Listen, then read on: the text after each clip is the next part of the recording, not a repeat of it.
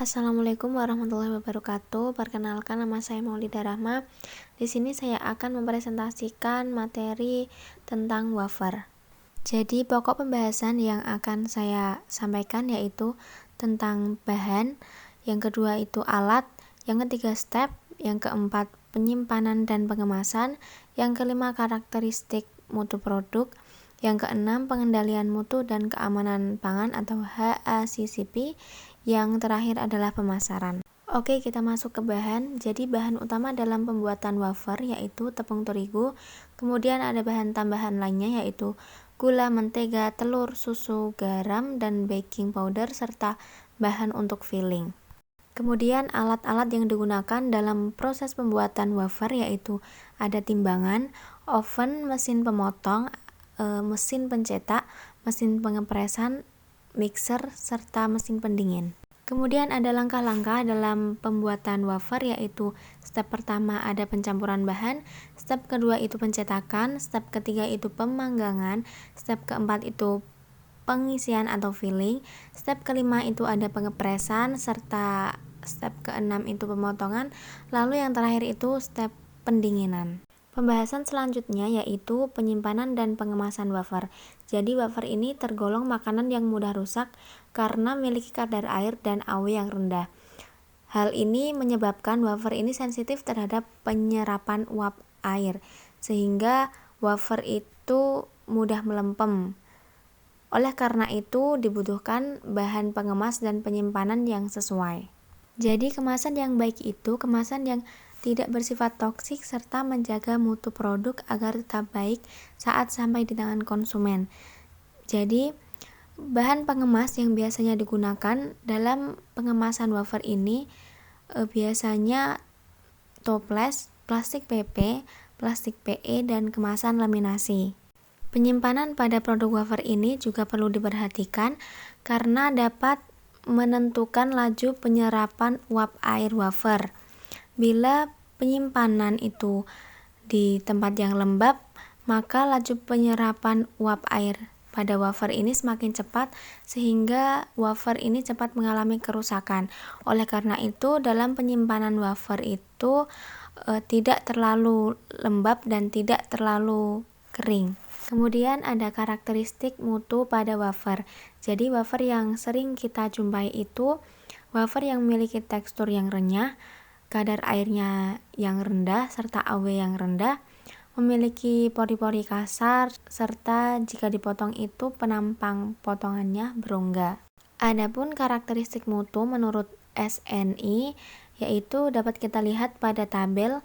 Jadi bau, rasa, warna, persyaratannya itu harus normal atau khas ya. Terus kemudian kadar airnya itu maksimal 5, serat kasarnya itu 0,5, proteinnya minimal 5, serta asam lemak bebasnya maksimal 10. Kemudian ada cemaran logamnya itu sudah ada persyaratannya. Kemudian ada pengendalian mutu dan keamanan pangan atau HACCP pada wafer. Jadi HACCP ini kita menganalisis bahaya dari setiap prosesnya, kemudian tindakan pencegahannya. Dapat kita lihat pada tabel, itu ada alur proses mixing. Bahaya yang muncul itu kemungkinan penyucian mixer yang tidak bersih. Tindakan pencegahannya itu memonitoring kegiatan sanitasi pada mesin. Kemudian ada pencetakan. Pada proses pencetakan ini bahaya yang mungkin muncul yaitu pencucian mesin yang kurang bersih dan penyimpangan pada mesin sehingga mengalami kontaminasi. Tindakannya yaitu memonitoring. Kemudian ada alur proses pemanggangan. Penyebab bahayanya itu suhu dan waktu pemanggangan tidak sesuai standar. Tindakannya yaitu memonitoring suhu dan waktu pemanggangan. Kemudian ada alur proses filling, pengepresan, dan pemotongan. Ini bahaya yang kemungkinan muncul yaitu pencucian mesin yang kurang bersih. Tindakannya sama seperti tadi yaitu memonitoring kegiatan sanitasi.